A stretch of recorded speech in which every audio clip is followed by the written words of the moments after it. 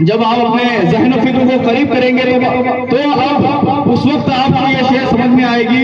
لہٰذا آپ ہمیں حضرات بہت سماعت فرمائیں کہ کئی پشتوں سے غلامی کا یہ رشتہ ہے بہار، یہی طفلی و جوانی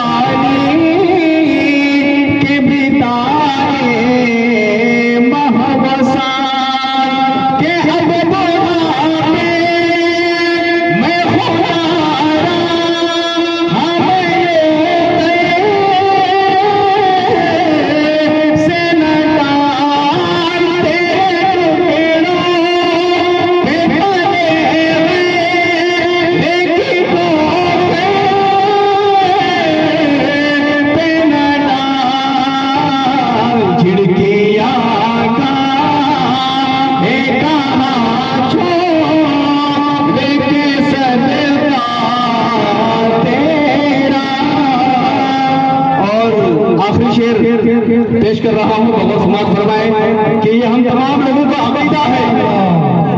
اس کو میں شعر اعلیٰ حضرت امام عشق محبت علیہ رحمت رضوان نے ہم تمام لوگوں کے عقیدے کو اس شعر میں پرو دیا ہے. بہت سماعت فرمائیں کہ نظر عشاق نبی ہے یہ میرا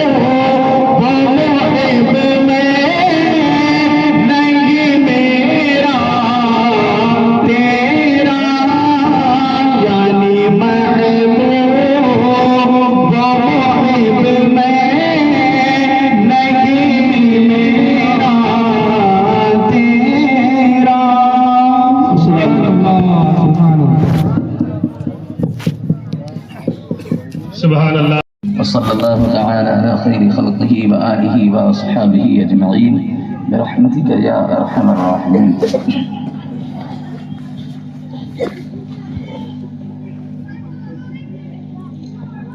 الحمد لله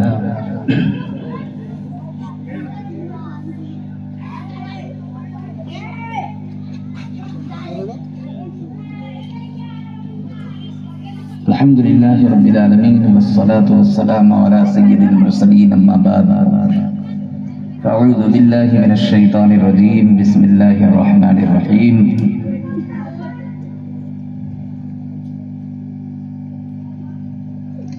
والذين أوتوا العلم درجات والله بما تعملون خبير. صدق الله العظيم. إن الله وملائكته يصلون على النبي يا أيها الذين آمنوا صلوا عليه وسلموا تسليما. اللهم صل على سيدنا وشفيعنا وحبيبنا ومولانا محمد عدد ما في علم الله صلاة دائمة بدوام ملك الله يا رسول الله صلى الله تعالى عليه وسلم.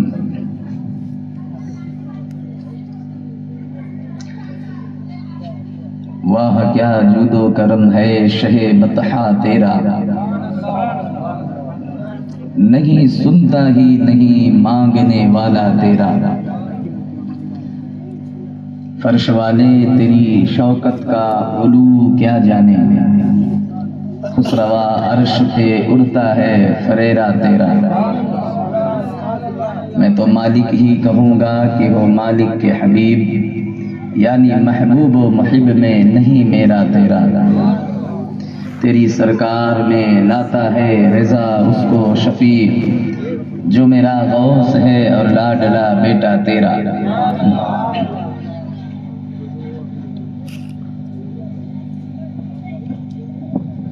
محترم حاضرین سامعین، السلام علیکم ورحمۃ اللہ تعالی وبرکاتہ۔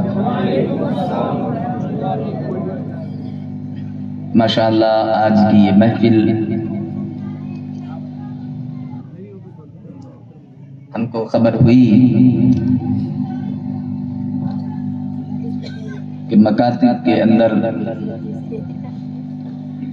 پڑھنے والے بچوں کا جس طرح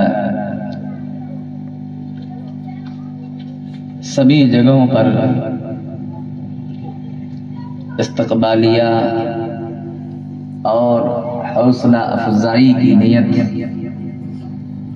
کے ساتھ محفلوں کا اہتمام ہو رہا ہے، اسی طرح اڑن گاؤں کے اندر بھی یہاں کے مکتب میں پڑھنے والے بچوں کے حوصلہ افزائی کے لیے، اور دوسری ایک نسبت ہے ماہ شعبان المعظم کی آمد ہے، اس کے شب و روز ہمارے آپ کے درمیان سے اپنے رسم کے مطابق ہم سے آپ سے ملتے ہوئے اپنے سفر کو جاری رکھے ہیں۔ ان قریب اگر اللہ نے زندگی عطا کی تو ایک عظیم رات جسے شب برات کہتے ہیں وہ بھی ہم پائیں گے، اور انشاءاللہ اگر اللہ اور زندگی دے تو ماہ رمضان المبارک کا رحمت بھرا، مغفرت بھرا اور جہنم سے آزادی والا یہ تینوں عشرے ہم انشاءاللہ پائیں گے۔ اللہ کریم ہماری قوم کے ذمہ داران، خصوصاً علماء، ائمہ حضرات سبھی کی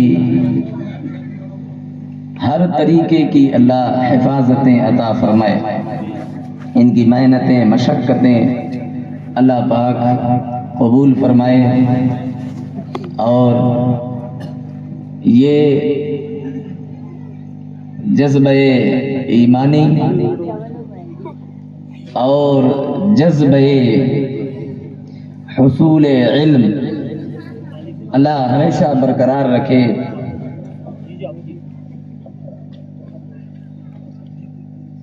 ہماری نسلوں کے اندر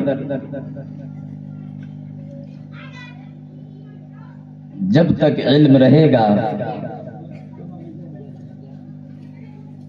نہ صرف ہماری نسل بلکہ ہمارے آپ کی مرنے کے بعد کی زندگی بھی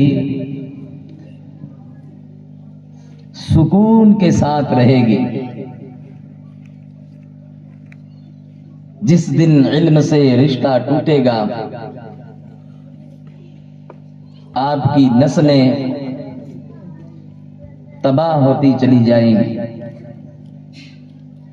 اللہ پاک کا احسان عظیم ہے کہ اس نے ہمیں دو کیٹیگریز میں سے دعوت نہ رکھا بلکہ امت اجابت بنایا۔ امت اجابت کا شرف ہمیں بنیادی طور پر ملا ہے۔ ہم ان خاندانوں میں، ان گھروں میں پیدا ہوئے جہاں اسلام پلا بڑھا۔ ہمارے آباء و اجداد مسلمان رہے تو اسلام ان کے ساتھ ساتھ ان کی زندگی کی طرح ان کے عمل کے موافق و مطابق پلتا رہا۔ ہماری آپ کی پیدائش نے ہمیں امت اجابت پر 2 گنا اجر دیا۔ پہلا اجر تو یہ ہے کہ ہمیں اجابت بننا نہ پڑا بلکہ ہم وراثتی اجابت ہیں، اور اجابت امت اجابت یہ پہلے ہی چناؤ ہو چکا، اللہ پاک نے اس کا چناؤ پہلے ہی کر دیا، یہ احسان عظیم ہے۔ ہم امت دعوت نہ رہے نہ ہیں اور کوشش کریں کہ نہ ہو، اللہ ایسی صحبت سے بھی بچائے جو ہمیں اجابت سے نکال کر کہیں اور رکھ دے۔ حالانکہ فقہا فرماتے ہیں اس عالم کے اندر انسانی مخلوق کے ساتھ ساتھ جنات، جانور، چرند و پرند، کیڑے مکوڑے، ہر شے جو موجود ہے، یہاں تک کہ اس کائنات میں بعثت نبوی صلی اللہ تعالی علیہ وسلم کے بعد جنہوں نے ان کا زمانہ پایا یا ان کے زمانے کے بعد والوں کا زمانہ، پھر وہ سلسلہ چلتا رہا، اتمام نبوت، ختم نبوت، اتمام رسل و ختم الرسل، سیدنا امام الانبیاء جناب محمد الرسول اللہ صلی اللہ تعالی علیہ وسلم کے امت ہونے کا شرف رکھتی ہے۔ ہر شے، یہ پیڑ پودے، امام جلال الدین سیوطی رضی اللہ تعالی عنہ فرماتے ہیں کہ صرف انسان امت میں نہیں ہے، بلکہ اس کائنات کی ہر شے، اب جو کچھ بھی موجود ہے وہ میرے مصطفیٰ کریم صلی اللہ علیہ وسلم کی امت میں، چاہے انسانوں کے علاوہ جانور کیوں نہ ہو، قیامت کے دن اور نبیوں اور رسولوں کے دور کے جانوروں سے زیادہ فضیلت والے قیامت کا دن ہو کر کے اٹھائے جائیں گے۔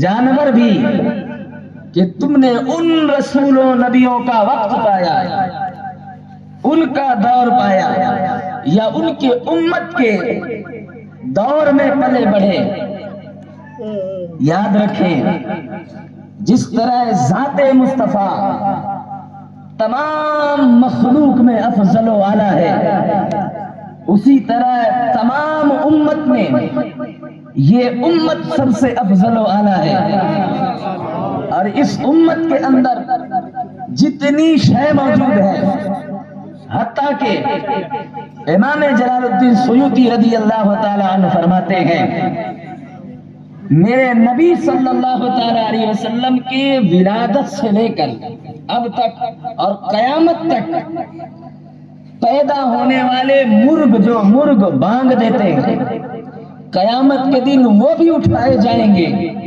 تو باقی انبیاء اور رسول کے امت کے یا ان کے دور کے اندر پیدا ہونے والے مرغوں سے افضل ترین قرار دیے جائیں گے، چونکہ تم نے افضل امت کا دور پایا ہے۔ اب کوئی نبی رسول نہیں آنے والا، اب کوئی امت اس کے بعد نہیں ہونے والی، آپ آخر ہیں ہر شے، یہاں تک کہ فرمایا جو باد سوا چلتی ہے، جو نسیم چلتی ہے، جو یہ صبا، ہوا، نسیم، اس طریقے کی جو کیٹیگریز ہواؤں میں ہے، جو زمینی ہے، جو بدری ہے، جو آسمانی ہے، ان ہواؤں کو بھی قیامت کے دن بولنے کا حکم ہوگا، تو یہ کہیں گی کہ اے وہ ہواؤں جو تم نے 1,24,000 انبیاء اور رسول کے ادوار میں بہتی چلی رہی، وہ ہواؤں سنو، ہم وہ ہیں کہ ہم نے نبوت ختم رسول، نبوت ختم الانبیاء، ان کا دور پا کے یا ان کے دور کے بعد جو ان کی امت کا دور رہا، ہم نے وہ ادوار پائے ہیں، اب یہ ہوا بھی ان ہواؤں سے افضل قیامت کے دن قرار دی جائے گی۔ چونکہ یہ شرف نسبت نہ صرف انسانوں کو ہے، جانور پیدا کیے تیری وفا کے واسطے، کھیتیاں سرسبز ہیں تیری غذا کے واسطے، بادشاہی، تخت شاہی اور یہ سارا جہاں سب کچھ تیرے لیے، اور تو خدا کے واسطے، تو مصطفیٰ کے واسطے اب محبوب سے یا محبوب کی امت سے شرف رکھنے والی ہر شے دوسرے نبیوں کے امت یا ان سے شرف رکھنے والی اشیاء سے افضل و اعلیٰ رہے گی، چونکہ محبوب اعلیٰ ہے، محبوب کے صحابہ تمام نبیوں کے صحابیوں سے اعلیٰ و افضل ہے، ان کو دیکھنے والے تابعی تمام نبیوں رسولوں کے اولیاء سے افضل ہے۔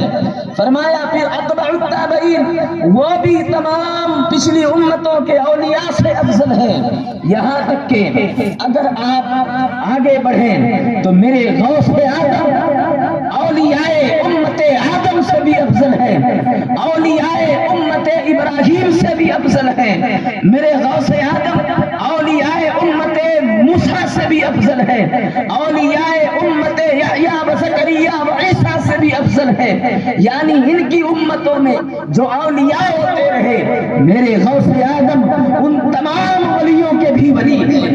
یہی کلام اعلیٰ حضرت نے فرمایا اور یہی لکھا کہ سنیں جس طرح مولائے کائنات کی شان ہے، مولائے کائنات کی، کہ جتنے لوگوں کو ولایت عطا کی گئی وہ ساری ولایت کے منبع مولائے کائنات کی ذات ہے، لیکن آپ نے اپنی نیابت تکمیل کی حضور غوث اعظم بغدادی پر، اب جو کچھ ملنا ہے وہ غوث اعظم سے ملے گا۔ فرمایا کہ اللہ کی قسم فتاوی رضویہ شریف مطلع القمرین کے اندر آپ نے تحریر کیا کہ قیامت تک آدم علیہ السلام سے لے کر قیامت تک جتنے بھی اولیاء پیدا ہوئے یا ہوں گے ان سب کو جو ولایت ملی عطا ہوئی وہ سب بوسیلہ و بفیض کرم مولا کائنات کی ذات ہے، مگر جو باقی جائے گی غوث اعظم کی ذات ہے۔ گویا کہ غوث اعظم بھی تمام نبیوں کے امت کے اولیاء کے سردار ہیں جس طرح اس امت کے اولیاء کے سردار ہیں۔ تو محبوب اور محبوب کی امت کی جو افضلیت ہے وہ دیگر انبیاء اور رسول کے امت کے اولیاء اور علماء سے برتر و بالا ہے، لیکن اس امت کے اندر سب سے بڑی جو چیز چھوڑی گئی، جو اس سے پہلے کسی امت کو یہ شرف عطا نہ ہوا، وہ ایک چیز ہے جسے ہم علم کہتے ہیں، علم، اور ایسا علم جو اس سے پہلے کی امتوں کو یہ حکم نہ ہوتا تھا۔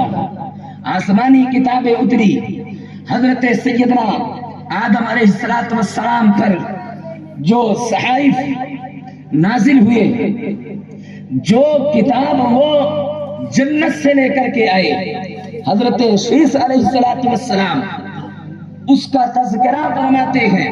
تمام کتب سید اور مورخین اپنے کتاب میں لکھتے ہیں، وہی کتاب حضرت سیدنا ادریس علیہ السلام کو، یعنی حضرت آدم علیہ السلام کے پوتے کو حضرت شیس علیہ السلام کے ذریعے سے ملی۔ وہ کتاب پھر وہ شریعت جو ان پر صحائف نازل ہوئے، فرمایا وہ تمام صحائف، وہ تمام کتابیں جو اتری یا اترتی رہی، وہ رسولوں کے بحیثیت رسول کے وہ قانون اور لا اور شریعت اور ایک آئین تیار کرتے رہے اور اسے امت پر لاگو کرتے رہے۔ ایک قانون تھا کہ اس جرم کی یہ سزا ہے، اس کام کا یہ انعام ہے، یہ کرو گے تو یہ سزا پاؤ گے، یہ کرو گے تو یہ انعام ملے گا۔ اس طریقے سے قانون تھا اور رہا۔ تمہیں چلنا کیسا ہے، تمہیں سونا کیسا ہے، تمہیں کھانا کیا چیز ہے، تمہیں بچنا کس چیز سے ہے، تمہیں کب نماز پڑھنا ہے، تمہیں کب نماز نہیں پڑھنا ہے، تمہیں کتنے وقت کی پڑھنا ہے، یہ تمام احکامات پچھلی امت کے انبیاء و رسول کی جو رسولوں کی شریعت رہی ہے، ان شریعتوں پر تمام انبیاء جو ان کے دور کے رہے وہ تبلیغ کرتے رہے اور وہی شریعتیں چلتی رہی، مگر وہ نبیوں تک آسمانی کتب کا علم رہ جاتا تھا، وہ نبیوں تک آسمانی کتب کا فلسفہ رہ جاتا تھا، اس کا علم، اس کی یادداشت صرف نبیوں اور رسولوں کے سینوں تک محفوظ ہوتی تھی۔ یہی وجہ ہے کہ اللہ پاک نے ان کے لیے وعدہ نہ فرمایا، بلکہ جب آخری نبی پر نازل کرنا تھا تو وعدہ پہلے فرما لیا، اِنَّا نَحْنُ نَزَّلْنَا الذِّكْرَ وَإِنَّا لَهُ لَحَافِظُونَ۔ میں وہ ہوں، مجھے سمجھنا چاہتے ہو تو پہلے دنیاوی معاملات کو سمجھو، پھر اپنے رب کو سمجھو، کیونکہ رب کا کہنا یہ ہے کنتو کنزن خفیہ کے الفاظ آئے، میں چھپا ہوا خزانہ تھا، اور خزانے کی تلاش ناممکن تھی چونکہ کسی کو پتہ ہی نہیں تھا، کسی کو خبر ہی نہ تھی، کوئی تھا ہی نہیں، تو پھر ڈھونڈتا کون؟ اور اگر ہو بھی گیا پیدا، انسان بنا دیا گیا، آبادی بڑھ گئی، مگر اسے ڈھونڈنے کا طریقہ کون بتائے؟ تو فرمایا کہ میں نے ایک سسٹم بنایا، ایک جماعت بنائی، ایک پوری جو ہے طریق تیار کی، اور اس طریق پر جس طرح دنیاوی حساب سے ایک مثال دی جائے کہ کوئی شخص کسی ملک کا بادشاہ ہو اور کہا جائے کہ یہ بادشاہ ملک چلا رہا ہے، تو آپ کہیں گے یہ کیسی بات ہے، اعتراض نہیں کریں گے، کیوں؟ فوراً آپ کے دماغ میں آئے گا کہ بادشاہ ملک چلا رہا ہے کا مطلب یہ نہیں ہے کہ بادشاہ لوگوں کو جو چور ہوتے ہیں ان کو پکڑتا ہو دوڑ کے، یا جو اچھے کام کرتے ہو انہیں خود سے ہاتھ سے اپنے انعام دیتا ہو، یا جو کرائم کرتے ہو انہیں سزائیں اپنے ہاتھ سے دیتا ہو۔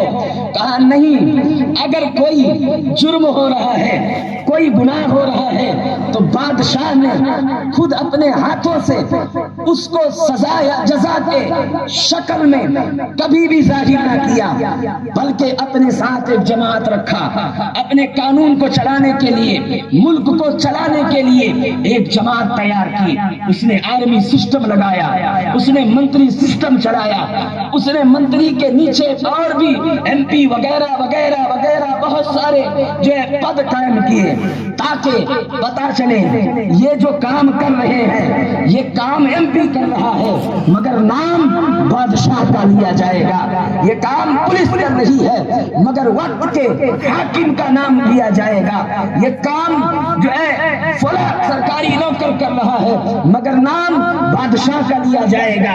کیوں؟ اس لیے کہ یہ تمام نظام جو کچھ بھی قائم ہے یہ بادشاہ نے قائم کیے، یہ احکام بادشاہ نے صادر کیے۔ اب بادشاہ ایک جگہ بیٹھا ہے، اپنے محل میں ہے، اور سارا کام جو کچھ بھی احکام کی شکل میں ہے وہ تکمیلی طور پر ظاہر ہو رہا ہے، سب جگہ مکمل ہو رہا ہے، یکساں ہو رہا ہے، کہیں کوئی فرق نظر نہیں آ رہا ہے۔ گویا ہمیں کہنا پڑے گا بادشاہ ملک چلا رہا ہے، ملک چلانے کے لیے ایک جماعت کی ضرورت ہو، ایک جو ہے پورے آرمی کی ضرورت ہو، اور اس کی حفاظت کے لیے بھی بادشاہ نے ترکیبیں بنائی ہوئی ہوتی ہیں، تو اس کے ذریعے سے اب کوئی کہے بادشاہ نے ملک بچا لیا تو اس کا کیا مطلب ہوگا؟ بادشاہ جا کر کے لڑا نہیں، بادشاہ جا کر کے بارڈر پہ کھڑا نہ ہوا، بلکہ بادشاہ نے ایک جماعت تیار کی، اس نے پولیس فورس بنایا، آرمی تیار کیا، اور یہ اس کے بادشاہ کے احکام کو لے کر کے، اس کے نظریے کو لے کر کے، اس کے حکم کو لے کر کے بارڈر پر پہنچے، کٹے آرمی والے، بچایا کس نے؟ بادشاہ نے، کٹے ملک کے لیے آرمی والے، ملک بچایا کس نے؟ بادشاہ نے۔ کیا مطلب ہوا؟ جو آرمی کر رہی ہے اصل میں وہ حکم بادشاہ ہے، اور حکم بادشاہ آرمیوں پر عائد ہے، آرمی اب جو بھی کرے گے وہ بادشاہ کا حکم ہوگا۔ پتا چلا اِنَّا نَحْنُ نَزَّلْنَا الذِّكْرَ، اے محبوب پچھلی کتابوں پر ہمارا کوئی وعدہ نہ تھا، اس لیے کہ ان کی امتوں کا حال یہ تھا، اگر انہیں ان کے سینوں پر اس وقت جو نازل کی جا رہی تھی کتابیں وہ اگر رکھی جاتی تو اس کا تاب نہ لا سکتے، اس کو کبھی سنبھال نہ سکتے۔ اس لیے ہم نے وقت کے نبیوں اور رسولوں تک محدود کر دیا کہ یہ قرآن یا یہ کلام یا یہ صحیفہ صرف نبی کو یاد ہو، صرف رسول کو یاد ہو، کیونکہ ان کے ہی سینے صرف اس لائق ہے کہ ان کے سینے میں کلام اللہ رہے، اس کی حفاظت ہوتی رہے۔ مگر محبوب اب آپ کے بعد کوئی نبی نہیں آنے والا، اب آپ کے بعد کوئی رسول نہیں آنے والا، ہم نے اب کوئی نبی پیدا نہیں کرنا، اب کوئی رسول پیدا نہیں کرنا۔ اے مولا تبارک و تعالی، تو نے پچھلی امت کے اندر تو رحم و کرم فرمایا کہ نبیوں کا سینہ چنا، اور نبیوں کا سینہ تیرے کلام کو محفوظ رکھے اپنے سینوں کے اندر، وہ حفاظت کے ساتھ رہا۔ بعد میں امتوں نے اس میں تبدیلی کی، ہیر پھیر کیا۔ بہرحال اے باری تعالیٰ، میری امت کا کیا حال ہوگا، میری امت کے لیے کیا کرے گا؟ اب یہی حدیث حضرت انس بن مالک سنے، فرماتے ہیں کہ میرے نبی صلی اللہ علیہ وسلم نے فرمایا، میرے رب نے عالم ارواح میں نظر ڈالی تو سب سے پاکیزہ دل، سب سے پاکیزہ دل نبیوں رسولوں کے بعد امتوں میں میرے صحابہ کا دل پایا، اور فرمایا تمام امت یعنی تمام نبیوں کی امتوں کے دلوں پر نظر ڈالا، میرے رب نے تمام نبیوں کی امتوں کے دلوں سے افضل و اعلیٰ دل پاک اور صاف اور ستھرا میری امت کا دل پایا۔ اسی لیے چن لیا، لو انزلنا هذا القرآن على جبل لرأيته خاشعا متصدعا۔ اے مولا، وہاں صرف نبی یاد کرتے رہے، وہاں صرف رسول یاد رکھتے رہے، وہ حفاظت ان سے ہوتی رہی۔ اب نبی نہیں آنے والا، اب رسول نہیں آنے والا، ان کے لیے کچھ اور تھا، یہاں تو حکم ہو رہا ہے اے محبوب، یہ کلام اگر ہم پہاڑوں پر نازل کرتے تو یہ ریزہ ریزہ ہو جاتا پہاڑ، یہ مثل روئی کے بن کے اڑ جاتا، اس کی تاب لانے کی طاقت نہ ہوتی، اس کو برداشت کرنے کی طاقت نہ ہوتی، مگر میری امت کا سینہ تجھے کیسے پسند آیا؟ فرمایا محبوب، یہ پہاڑ کی مضبوطی 1000 درجے کی ایک جگہ ہو، تیرے امت کے سینے کی مضبوطی تیرے عشق کی بنیاد پر پہاڑوں کے 1000 درجے سے زیادہ مضبوط ہے، اس لیے اس سینوں کو چنا، اور اس سینے میں قرآن عظیم کو ہم نے محفوظ رکھنے کی وسعت دی، طاقت دی، اوقات دی، اور انہیں سنبھالا، اور یہی دل پایا، یہی دل پایا جو قرآن کو حفظ کر سکے۔ اللہ اکبر۔ اللہ تبارک و تعالیٰ نے انا نحن نزلنا الذکر وانا لہ لحافظون کا فلسفہ سمجھایا کہ باقی امتوں کے اندر ان کے انبیاء و رسول دنیا سے ظاہری وصال کے بعد جب کتابیں چھوڑ کر گئے تو ان کی امت نے ہیر پھیر کر دیا، سنبھال نہ پائے۔ لیکن محبوب، آپ کو کوئی غم نہ ہو، کوئی حزن و منال نہ ہو، جیسا قرآن نازل ہم نے کیا ہے عین ویسا ہی قرآن ہم نے جیسا اتارا ہے آپ کے بعد قلب صدیق پر عین ویسے ہی قرآن کو محفوظ رکھ دیا گیا ہے، قلب عمر پر قرآن کو ویسے ہی محفوظ رکھ دیا گیا ہے۔ صحابہ کی جماعت نے بڑھ چڑھ کر کے حصہ لیا، قرآن کا حفظ کیا، قرآن کا علم لیا۔ اللہ اکبر۔ اور وہی قرآن کا علم جو ہے چلتے چلتے آج ہم تک پہنچا ہے، اور آج ہم اپنے مکاتبوں میں اسے پڑھایا کرتے ہیں۔ اسی لیے فقہا فرماتے ہیں اللہ نے قرآن کی حفاظت کے لیے خود یہ نہیں، یہ جو فرمایا میں ہی بھیجنے والا، میں ہی اتارنے والا، میں ہی نازل کرنے والا، میں ہی اس کا محافظ ہوں، مطلب یہ کہ میں نے ترکیب بنا دی ہے۔ اب قیامت تک اس کے اندر بال برابر بھی حرف نہ آئے گا، اس لیے کہ میں نے اس کی ترکیب بنا دی ہے۔ کتنے حفاظ ہیں؟ فقہا فرماتے ہیں تمام حفاظ کلمات قرآن کے محافظ ہیں، تمام حفاظ کلمات قرآن کے محافظ ہیں، اور تمام قاری حضرات روح قرآن، حسن قرآن، حسن کلمات قرآن کے محافظ ہیں۔ اور فرمایا عالم جو ہے وہ معنی قرآن کے محافظ ہیں، اور فرمایا جو فقہا ہیں وہ فلسفہ قرآن کے محافظ ہیں، اور فرمایا اسی میں جو پھر خاص الخاص ہوئے وہ قرآن کے معنی خاص الخاص کے محافظ ہیں۔ گویا کہ اب اللہ نے کیٹیگری بنا دی اور سمجھا دیا، اب اگر کوئی کلمات کو مٹانا چاہے گا تو دنیا کے گن گن کے بھی حافظ کو مارے گا، تو جب تک اسے مارنے میں وقت لگے گا میں تیری امت میں دوسرا حافظ پیدا کر دوں گا۔ جب تک وہ پڑھتا رہے گا میرے قرآن کی حفاظت ہوتی رہے گی۔ کوئی اگر قرآن کے حسن آیات پر حملہ کرے گا، ایک قاری کو مارے گا، میں اس میں 10 قاری پیدا کر دوں گا۔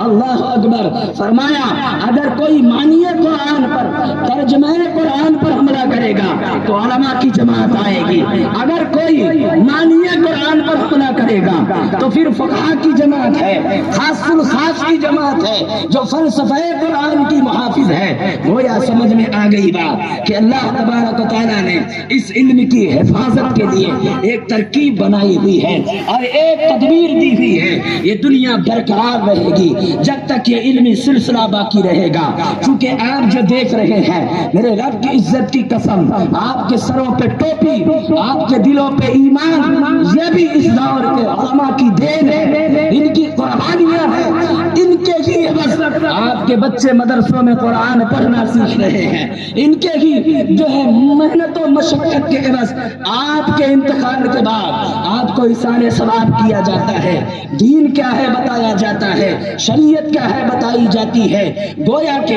یہ سلسلہ صبح قیامت تک جاری رہے گا اور یہ کبھی ختم نہیں ہونے والا، چونکہ جو کائنات کو روا اور دوا رکھتی ہے وہ بظاہر علمی حقیقت ہے۔ جس دن علم اٹھے گا لوگوں کے اذہان و قلوب جانوروں کے بھی اذہان و قلوب سے بدتر ہو جائیں گے، اور آج جو انسان کو شرف انسانیت اشرف المخلوقات کا تاج جو پہنایا گیا ہے، یہ ایک ہی وجہ ہے کہ میں انہیں علم کی دولت سے نوازنے والا ہوں۔ تو اے لوگوں، علم ہمیشہ زندہ رکھتا ہے، علم کبھی مارنے نہیں دیتا، علم کبھی بھی مرنے نہیں دیتا، علم کبھی بھی مٹنے نہیں دیتا۔ درود پاک پڑھیں، پھر بات آگے چلتی ہے۔ بڑے نکتے کی ایک بات آپ کے سامنے انشاءاللہ پاک ہم رکھتے ہیں، درود پاک سنائے اللہم صلی علی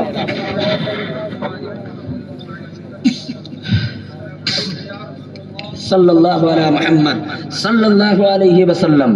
آپ دیکھیں، آپ کہیں گے کہ علم کیسے زندہ رکھتا ہے؟ آپ نے دیکھا ہوگا علم نہ ہو تو انسان کی کوئی پہچان نہیں، علم نہ ہونے کی وجہ سے بدنامی ہوتی ہے اور بدنامی کی پہچان ہوتی ہے، علم ہونے کی وجہ سے علمی شہرت ہوتی ہے۔ اب علم چاہے دنیا کا ہو چاہے دین کا ہو، اگر دنیا کا علم ہے تو دنیا تک محدود ہے، دنیا تک محفوظ ہے، اور اگر دین کا علم ہے تو دنیا بھی محفوظ، دنیا میں بھی محفوظ اور آخرت میں بھی محفوظ اور آخرت بھی محفوظ، اس لیے کہ یہ وہ علم ہے جو کبھی بھی اپنے سیکھنے والے کو مرنے نہیں دیتا، کبھی بھی مٹنے نہیں دیتا۔ آپ کہیں گے یہ کیسی عجیب سی بات ہے، علم کی بنا پر آدمی مرتا نہیں؟ ہم کہتے ہیں یہ گارنٹی ہے، یہ چیلنج ہے۔ جسے دین کا علم ہوتا ہے اس کے بدن کو مٹی نہیں کھاتی ہے۔ آپ نے اکثر دیکھا ہوگا جتنے ہم کہتے، امام محمد غزالی رضی اللہ تعالیٰ عنہ فرماتے ہیں، یہ کہتے ہوئے رو پڑے، فرمایا کہ اس امت پر مجھے فخر ہوتا ہے، میں خود اس امت میں ہوں، کیا کرم نوازیاں ہیں، قرآن کو ان کے لیے ایسا آسان کر دیا اور انہیں یاد کرنے پر مدد بھی فرما دی، اور اس امت کے سینے کو ایسا پسند فرمایا کہ یہ زندہ رہ کر کے بھی زندہ، اور اگر دین سیکھے تو بعد مرنے کے بھی ان کے جسم کو مٹی کھا نہیں سکتی ہے۔ اللہ اکبر۔ یہ تو مٹی کو حرام کیا گیا صرف انبیاء اور رسول کے جسم کو، پھر یہ ایسے کیسے ہو سکتا ہے کہ یہ علم کوئی سیکھ لے اور اس کی جو ہے مٹی اسے پلید نہ کرے؟ اللہ اکبر۔ اس کو تھوڑی دیر کے لیے آج کے دور حاضر میں مختصر سی ایک مثال سامنے رکھتا ہے فقیر، شاید آپ کے دماغ میں بات گھس جائے۔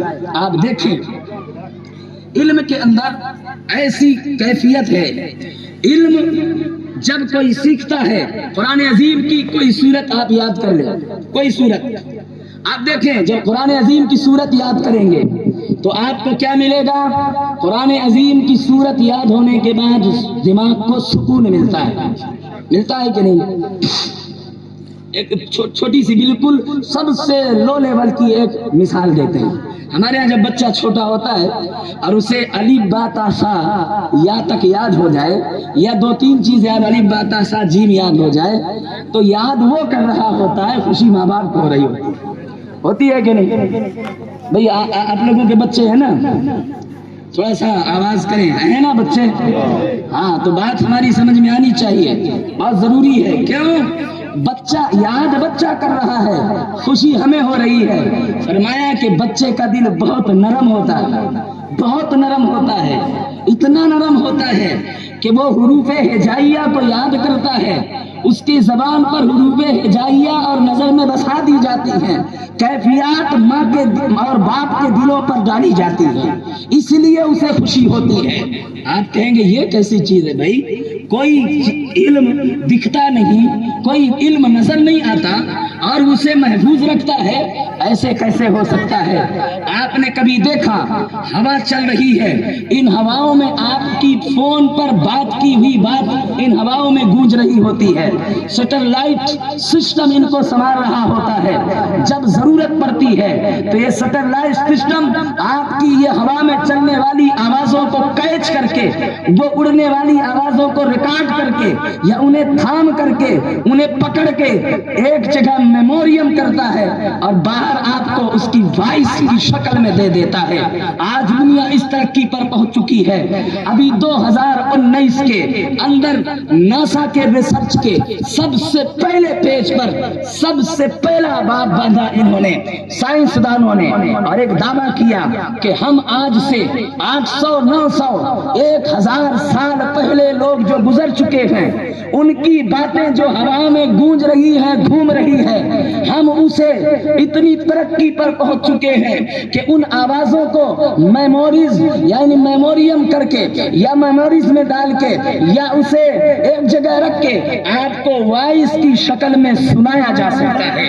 یہ انسانی وجود کے اندر اتنی بڑی ترقی آج تک دنیا نے نہ دیکھی تھی. جب ہم سمجھاتے ہیں کہ قیامت کے دن یہ زمین بولے گی جس پر آپ گناہ کر رہے ہیں تو آپ کو یقین نہیں ہوتا. جب ہم سمجھاتے ہیں کہ یہ پیڑ بولے گا چونکہ اس کے نیچے گناہ کر رہے ہیں، یہ در و دیوار بولیں گے جس کے ارد گرد آپ نے گناہ کیا، حدیث پاک ہے آسمان کا بادل کا وہ حصہ بولے گا جہاں آپ نے گناہ کیا، حدیث پاک ہے ہوا اور فضا کی وہ روانگی بولے گی جہاں آپ نے وہ گناہ کیا. تو ہمیں یقین نہیں ہوتا، لیکن سائنس دعویٰ کر رہی ہے کہ 800 سال پہلے بھی 1000 سال پہلے بھی آباء و اجداد آپ کے رہے ہوں گے، ان کی آوازیں بھی اتنے یعنی 100 سال 1000 سال پرانی آوازیں بھی آج تک آسمانوں میں ہوا میں گھوم رہی ہے. اسے ہم اسٹوریز کر کے ہم آپ کو وائس کی شکل میں دے سکتے ہیں. کیا مطلب؟ یہ حیرت میں نہیں ڈالتی ہے بات کس طرح کسی کو آواز زندہ رکھتی ہے؟ آواز میں کیفیت کیسی ہے کہ وہ آواز اگر چھوٹی سی ایک ریل میں ڈال دی جائے تو وہ کسی کیسٹ کی شکل لے کر کے آواز اوپن ہو جاتی ہے، بجنے لگتی ہے. ہم کہتے ہیں آپ موبائل پہ بات کر رہے ہوتے ہیں، آپ کی آواز 2 کلومیٹر ایسے نہیں جاتی، لیکن موبائل سے بات کریں تو ہزاروں میل دور تک جاتی ہے. کیا مطلب ہے؟ یہ سائنس کی ترقی، یہ اس کا سسٹم، یہ ٹیکنالوجی، یہ جس طرح آواز کو اسٹوریز کر کے آپ کی آواز کو عین ویسے ہی پہنچاتی ہے اتنی دوری تک. تو آپ یہ بھی جان لیں یہی آوازیں ہوں گی، یہی ٹون ہوگا، یہی سسٹم ہوں گے، یہی ساری چیزیں ہوں گی. جب قیامت کے دن پیش کیا جائے گا بندہ تو یہ چیزیں قیامت کے دن بول کے بتائیں گی. جب انسان 800 سال یا 100 سال 200 سال 1000 سال تک جو پہلے آ چکے ہیں ان کی آوازوں کو ریکارڈ سنا سکتا ہے، وائس بنا کر کے لا سکتا ہے، تو پھر خدا کی قدرت پر کون شک کر سکتا ہے؟ رب فرماتا ہے کہ قیامت کے دن تمہارے ہاتھ بولیں گے, تمہارے پیر بولیں گے, تمہاری نگاہیں بولیں گی. زمین کا وہ حصہ, آسمان کا وہ حصہ جہاں سے تم نے کیا یا تم نے کوئی برائی کی, وہ ہر حصہ قیامت کے دن گواہی دے گا. کیا مطلب؟ چیزیں ہو کر گزر جاتی ہیں مگر ریکارڈ رہ جاتا ہے. آپ کو بتانا یہی ہے, علم کبھی بھی مرنے نہیں دیتا, علم کبھی بھی کسی کو مٹنے نہیں دیتا. آپ کہیں گے یہ کیسے ہو سکتا ہے؟ ایک چھوٹی سی مثال آپ کے سامنے, بالکل عام فہم زبان میں. ہم آپ سے کہے کوئی مارکیٹ سے جا کر کے کوتمیر, جانتے ہیں آپ کوتمیر بولتے ہیں, دھنیا پتی, جانتے کہ نہیں جانتے؟ وہ لے آئے, کتنے دن ایسے رکھ دیں گے تو ٹکے گا؟ کتنے دن ٹکے گا؟ 1 2 دن 3 دن زیادہ زیادہ ہے نا. لیکن اگر اسے فریج کے حوالے کر دیا جائے تب کتنے دن ٹکے گا؟ 8 9 دن ٹکے گا کہ نہیں؟ ٹکے گا کہ نہیں؟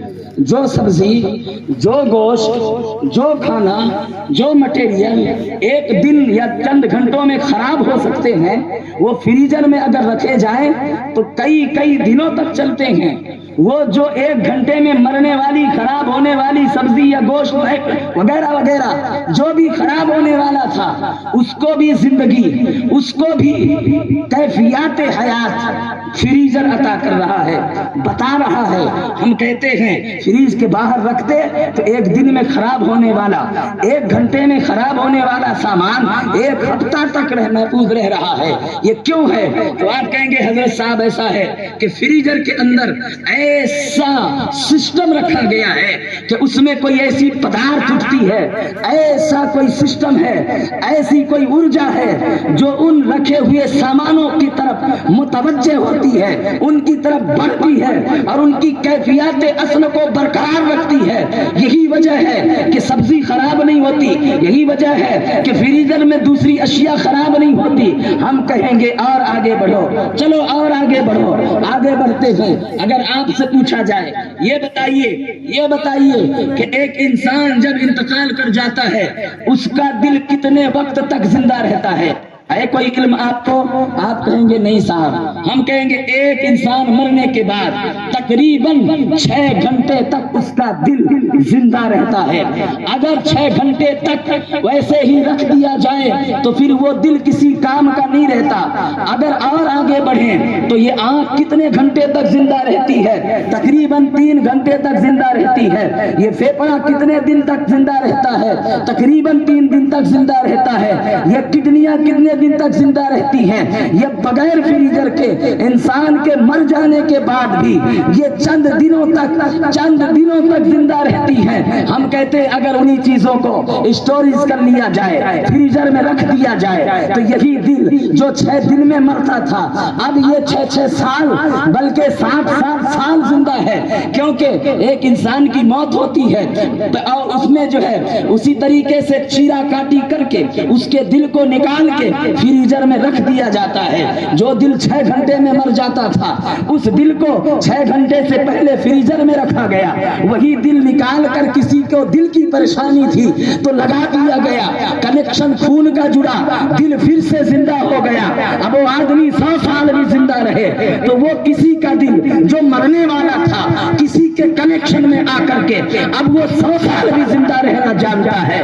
کیا مطلب ہوا؟ اسی طریقے سے یہ علم ہے, اس علم کے اندر ایسی چیز رکھی اللہ نے, ایسے پدارتھ رکھے اللہ نے, ایسی ارجا رکھی اللہ نے. جو قرآن کا علم سیکھ لیتا ہے, جو دین کا علم سیکھ لیتا ہے, وہ زندہ رہتے بھی زندہ رہتا ہے, پاک مرنے کے بھی اس کے جسم کو کوئی تکلیف نہیں پہنچتی ہے.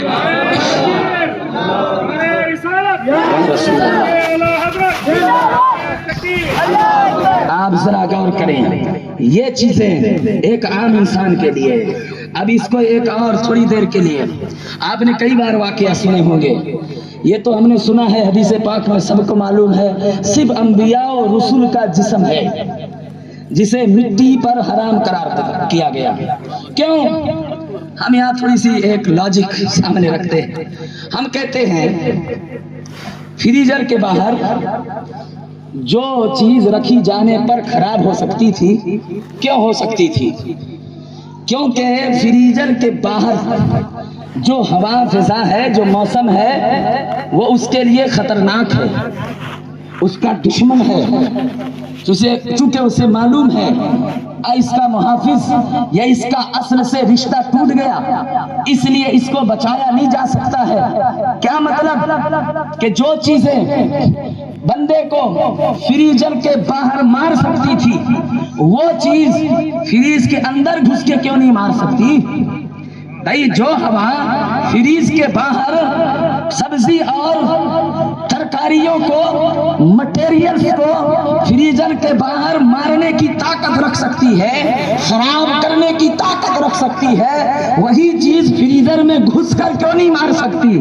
آپ کہیں گے چونکہ فریزر میں سسٹم ہے، ایسا سسٹم ہے کہ کہیں سے وہ ہوا داخل بھی ہو تو فریزر کے اندر ایسی پدارتھ ہے، ایسی ارجا ہے، ایسی اس کی جو سسٹم لاجک ہے کہ اگر کوئی چیز زہریلی گھسے جو اس کے رکھی ہوئی چیز کو خراب کر سکتی ہو تو فریزر کے اندر کا ماحول اس کو دفع کر دیتا ہے، اس کو ڈیلیٹ کر دیتا ہے، اس کو باہر کر دیتا ہے، اس کو گھسنے نہیں دیتا۔ گویا کہ فریزر میں ایک ماحول معلوم ہوتا ہے، ایک محافظت اس کو محسوس ہوتی ہے، اسی لیے وہ چیزیں محفوظ رہتی ہے۔ ہم اسی لیے کہتے ہیں کہ جو چیز بغیر علم کے آپ کے جسم کو سڑا سکتی ہے، جو چیز بغیر علم کے آپ کے بدن کو سڑا سکتی ہے، زندہ رہتے بھی جو چیز آپ کے بدن کو بغیر علم کے قبر میں بھی تباہ کر سکتی ہے، کیا وجہ ہے کہ ایک حافظ قرآن جب قبر میں دفنایا جاتا ہے، عالم جب دفنایا جاتا ہے، چند سالوں کے بعد دیکھیں یہ سینکڑوں مظاہرے، ہزاروں مظاہرے کیے گئے کہ جتنے عالم یا علماء ہیں یا حفاظ ہیں ان کے جسموں کو دیکھا جائے تو سالوں سال بھی یہ زمین کی کیفیت ان کو برباد نہیں کر پاتی، ان کو سڑا نہیں پاتی۔ ہم کہتے ہیں کیوں؟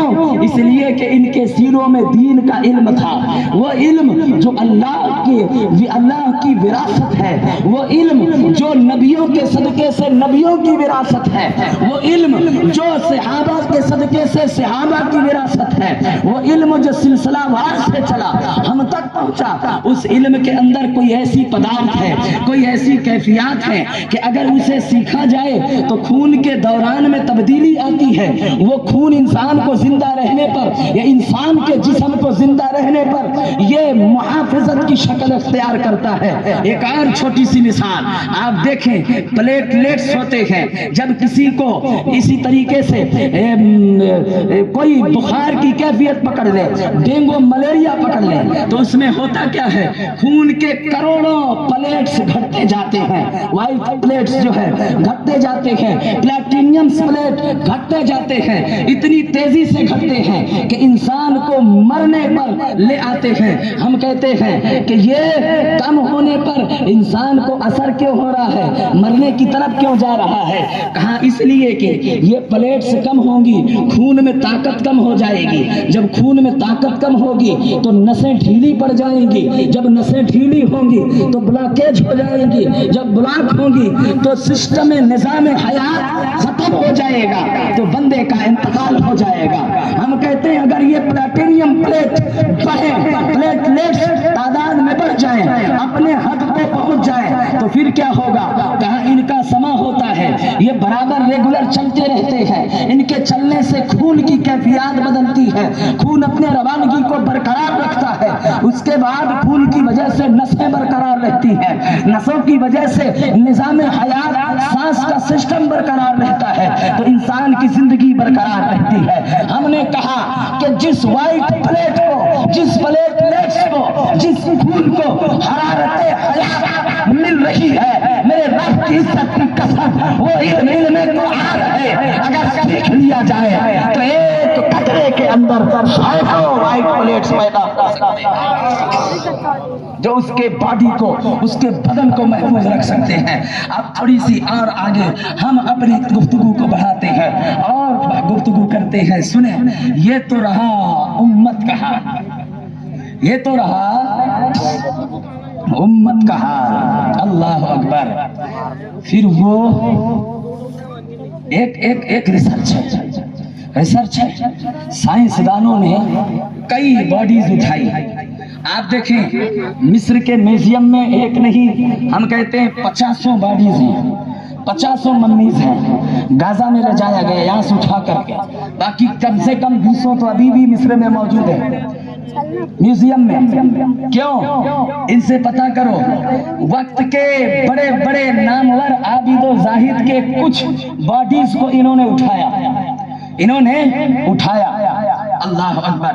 یہ پوائنٹ سن لیجئے, ہماری تقریر کا مقصد ختم ہو جائے اور مکمل بات بھی ہو جائے اور تقریر بھی ختم ہو جائے. یہ آخری بات مثال دیتے ہوئے, سماعت اچھی رہے تو گفتگو انشاءاللہ پاک ہوگی, چونکہ جو ہمارے تقریر کا نچوڑ ہے وہ آپ کو آخر میں سمجھ آئے گا. ہم چاہتے ہیں کہ اسے سنیں اور سمجھیں, ایک چھوٹے سے وقت کے لیے اپنے ذہن کو قریب کریں اس طرف جدھر ہم آپ کو لے جانا چاہتے ہیں. سائنسدانوں نے باڈی کو جو آج سے 3500 سال قبل یعنی حضرت ابراہیم علیہ السلام کی امت میں کسی نیک انسان کے باڈی کو میوزیم میں رکھا, اٹھا کر کے پوچھا گیا کہ باقی جو بادشاہ ہیں, فرعون ہیں یا ان کے لوگ ہیں, 30 کے قریب فرعون گزرے, ان کی باڈیز ہیں, ان کے رہنماؤں کی باڈیز ہیں, ان کے خدمت گزاروں کی باڈیز ہیں, لیکن سب کی باڈی پر نظر ڈالو تو وہ باڈی بھلائے سلامت ہیں, مگر ان کی چمڑیاں سوکھ چکی ہیں, گوشت سوکھ کر کے بالکل چپک چکے ہیں, ہڈیاں ظاہر ہیں, چمڑی بظاہر رہ کر کے کالی کالی نظر آنے لگی ہیں. اب وہ صورت اور شکل باقی نہ رہی مگر ایک ڈھانچہ برقرار ہے. ان ساری باڈیز پر نظر ڈالنے کے بعد یہ سائنس نے کہا کہ ان کی باڈیز کے اندر کوئی ایسی کیفیت نہیں, کوئی ایسی پدارتھ نہیں کہ جو زمانے کی ہوا سے لڑ سکے یا زمین کے اندر گیسٹ سے لڑ سکے یا زمین کے دبانے سے لڑ سکے یا زمین کے کیڑے مکوڑوں سے لڑ سکے. ہم کہتے ہیں کیڑے مکوڑے کی بات چلی تو ایک اور مثال دیتے ہیں. چلو آؤ, آپ نے گھروں میں دیکھا ہوگا کوئی کیڑا مکوڑا آنے والا گھر ہو تو دیکھیں گے کچھ قسم کی دوائیاں ہیں, وہ دوائی اگر کنارے کنارے ڈال دی جائے تو کیڑے مکوڑے نہیں آتے, بلکہ مشہور ہے مکھیاں بہت زیادہ آپ کو لگ رہی ہو, مکھی گھر میں آنے والی مکھیاں یا مچھر زیادہ لگ رہے ہو, آپ کوئی اچھا سا خوشبو والا عطر مل لیں بدن پہ, مچھر آٹومیٹک بھاگ جاتے ہیں. کیوں؟ خوشبو کی بنیاد پر مچھر بھاگتا ہے, کاٹے نہ, نقصان نہ پہنچائے, خوشبو آئے تو آپ کو کیڑے مکوڑے نقصان نہ پہنچائے. کہا جاتا ہے جس گھر میں لبان کی خوشبو یا کوئی بھی خوشبو روزانہ جلتی رہتی ہے, زہریلے جانور گویا سانپ بچھو جیسے یہ موذی جانور اس گھر میں داخل نہیں ہوتے. ہم کہتے ہیں کیوں؟ کہاں اس خوشبو کے اندر انہیں ڈر ہوتا ہے, چونکہ وہ خوشبو کی کیفیت ایسی ہوتی ہے کہ ان کو بے چین اور بے قرار کر دیتی ہے, دم گھٹنے لگتا ہے, وہ بجائے گھر میں گھسنے کے گھر سے باہر بھاگنے لگتے ہیں. ہم کہتے ہیں یہ دنیا کی خوشبو ہے جو اگر جلائی جائے یا اگائی جائے یا پتائی کی جائے یا لگائی جائے تو اس کی خوشبو کے بنیاد پر کیڑے مکوڑے نہ آئے, آپ کے گھر میں نہ گھسے. میرے کریم نبی صلی اللہ تعالی علیہ وسلم ارشاد فرماتے ہیں جب بندہ قرآن کا علم سیکھتا ہے اس کے رگوں میں قرآن کے الفاظ کی حرارتیں پیدا ہوتی ہے اور اس حرارت سے قرآن کے کلمات اصل کی خوشبو پھوٹتی ہے. وہ خوشبو اتنی تیزی سے ہوتی ہے کہ جب بندہ مرتا ہے تو اس کے جسم سے, اس کے باڈی سے وہ خوشبو دھیرے دھیرے نکلتی ہے. جو کیڑے مکوڑے قبر میں نکل کر باڈی کو نقصان پہنچانا چاہ رہے تھے وہ اس باڈی کی خوشبو سے دور بھاگنے لگتے ہیں. ہم کہتے ہیں یہ سسٹم ہے کہ نہیں, یہ سسٹم ہے کہ نہیں. اگر قرآن کا علم سیکھ لینے کے بعد باڈی سے خوشبو پیدا ہو جائے, اس خوشبو کے بنیاد پر کوئی کیڑے مکوڑے قبر پہ حملہ نہ کرے, کوئی کوئی ہوا نقصان نہ کر پائے، کوئی مٹی آپ کو پلید نہ کر پائے، تو پھر ذرا سوچیں جب یہ محافظت ایک انسان کے لیے ہو سکتی ہے، ایک عام مسلمان کے لیے ہو سکتی ہے، تو پھر جو رب کے مخصوص ولی رہے ہوں، میرے اعلیٰ حضرت کا عالم کیا رہا ہوگا، میرے مخدوم اشرف جہانگیر سمنانی کا عالم کیا رہا ہوگا، علی حسین شفیع میاں کا عالم کیا رہا ہوگا،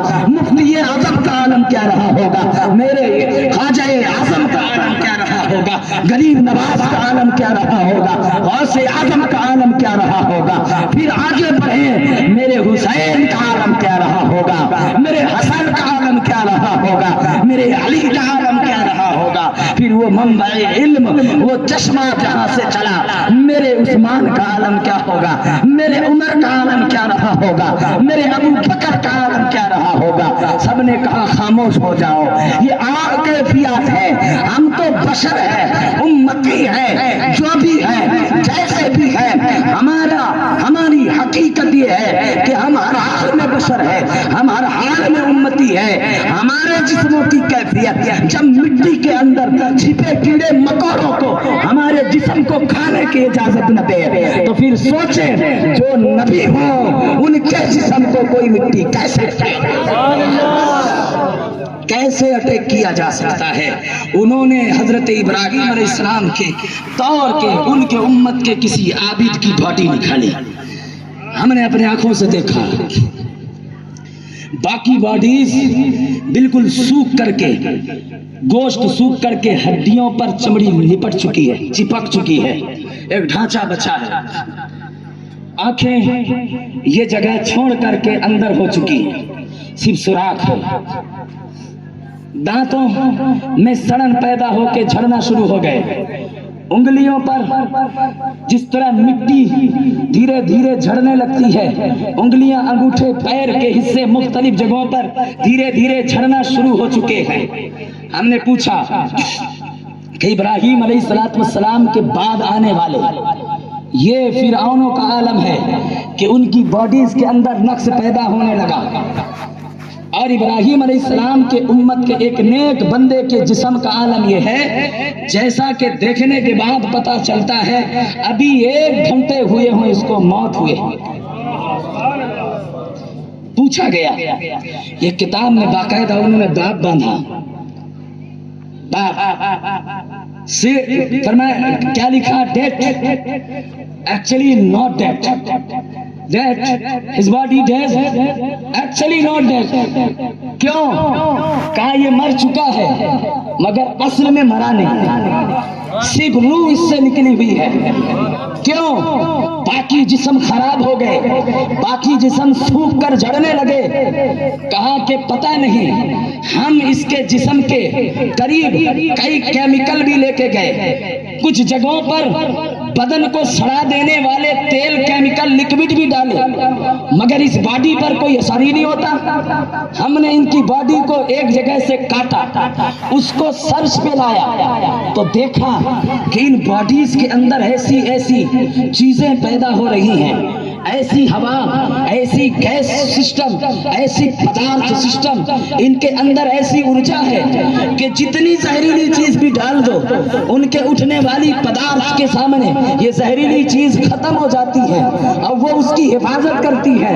ہم نے کہا یہ کیوں ہوا؟ اس کی ہسٹری پتا کی گئی، اس کے بارے میں پتا کیا گیا تو پتا چلا ابراہیم علیہ السلام کے دور کا یہ کوئی عابد تھا اور ابراہیم علیہ السلام کی صحبت میں بیٹھا کرتا تھا، اور جو صحائف ان کے اوپر نازل ہوئے ان میں سے چند سطر وہ یاد رکھا تھا۔ امت ابراہیمی میں چند سطر یاد رکھ کر کوئی انتقال کر جائے تو 3500 سال تک اس کی باڈی کے اندر پدارتھ کے ایسے جو پروٹین سے پیدا ہو کہ وہ کوئی بھی زہریلی چیز ان کی بدن کو کوئی تکلیف نہ دے سکے، ان کے بدن کو کوئی زہریلا جانور نہ کھا سکے، کوئی کیڑا نقصان نہ پہنچا سکے۔ ہم نے کہا صحائف ابراہیم نہیں بلکہ صحائف ابراہیم کی چند عبارت کو دیکھ رہے ہیں۔ وہ چند عبارت 3500 سال پہلے ایک بندہ یاد کرتا ہے اور اس کی یادداشت اس کے دماغ میں آج تک محفوظ ہے، کیونکہ مائنڈ کو فیڈنگ کیا گیا، مائنڈ کو پڑھا گیا، سائنس نے اس کے مائنڈ پر سسٹمیٹک کر کے مشین لگائی، اس کے مائنڈ میں جو جو چیزیں تھی وہ سب مشین پر آ رہی ہے۔ یہ آج ٹیکنالوجی بالکل عام ہو چکی ہے، آپ کچھ بتائیں نہ بتائیں مشینیں آ چکی ہیں، دماغ پر زور دے کے آپ کے دماغ کی ہر چیز پڑھی جا سکتی ہے۔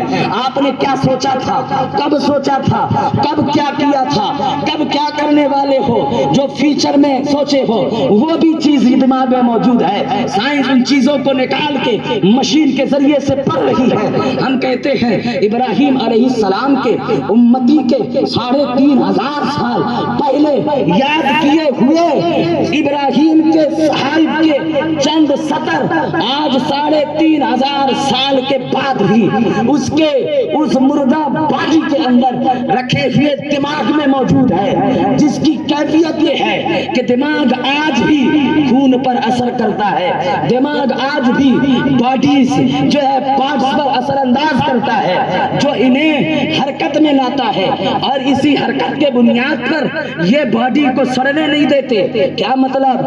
جب صحائف ابراہیم کے چند سطر کے یادداشت کی یہ کرامت ہے تو قرآن عظیم کے یادداشت کی کرامت کا کیا حالت ہوگا؟ آپ ذرا سوچے تو صحیح۔ چلو تھوڑی سے اور آگے بڑھتے ہیں۔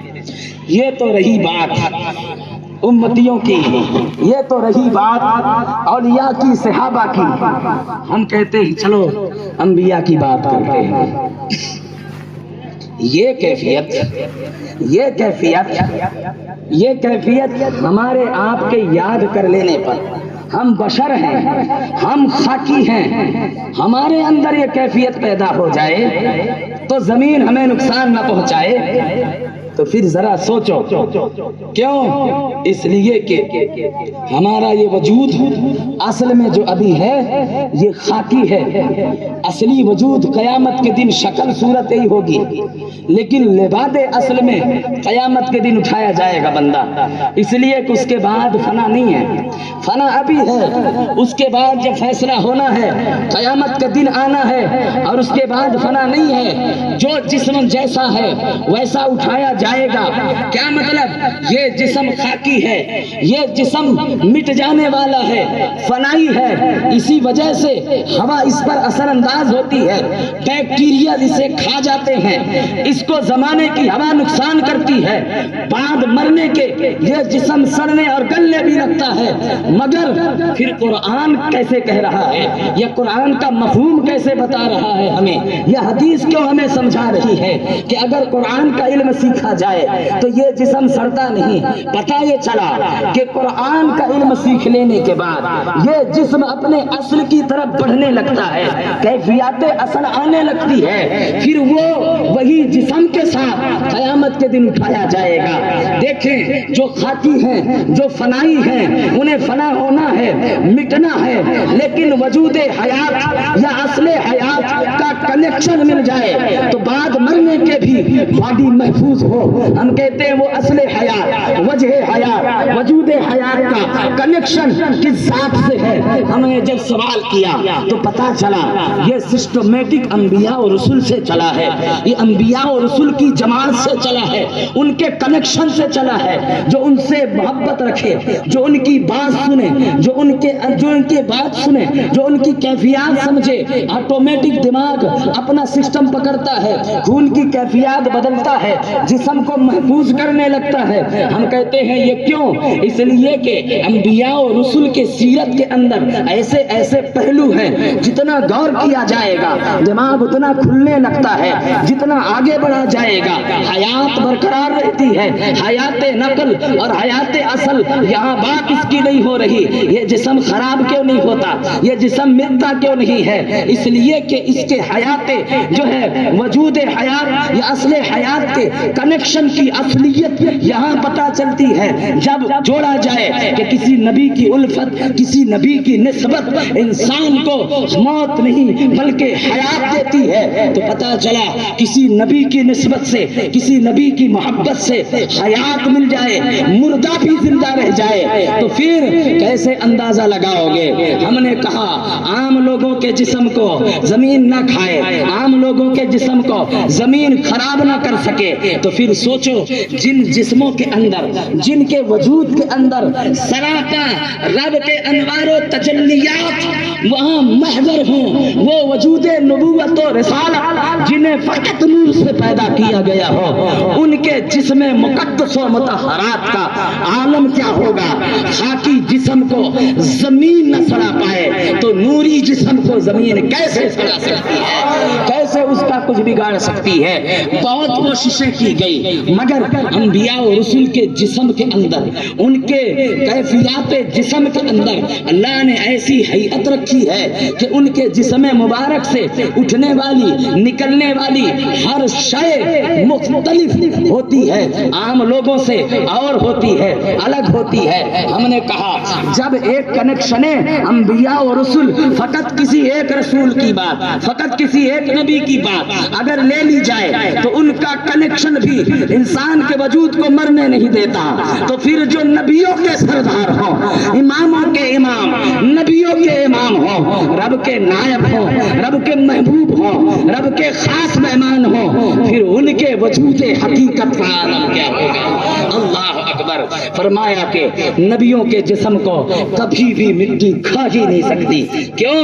اس لیے کہ ان کے جسم کے اندر وہی جو نازل ہوتی رہتی ہے، جو شریعت ان پر نازل ہوتی رہتی ہے، کلام الہی جو ڈائریکٹ وساطت فرشتے کی وساطت سے جو ان پر آتا رہتا ہے، اس کی کھنک، اس کی کسک، اس کی چمک، اس کی اصلیت ان کے جسمان مبارک پر اس طرح روا دوا ہوتی ہے کہ عام انسان کے یاد کر لینے پر چند آیت یاد ہو جائے تو مٹی کھانے اور دبانے اور برباد کرنے کی طاقت نہ رکھے، تو پھر جن پر ڈائریکٹ کلام الہی آ رہا ہو، پھر جو نائب ہوں رب کے، اللہ اکبر، جنہیں اللہ نے اپنے نظام کائنات کے اندر سب سے افضل و اعلیٰ اختیار دے رکھا ہے، ان کے جسم حقیقت کا عالم کیا ہوگا؟ ان کے جسم منور کا عالم کیا ہوگا؟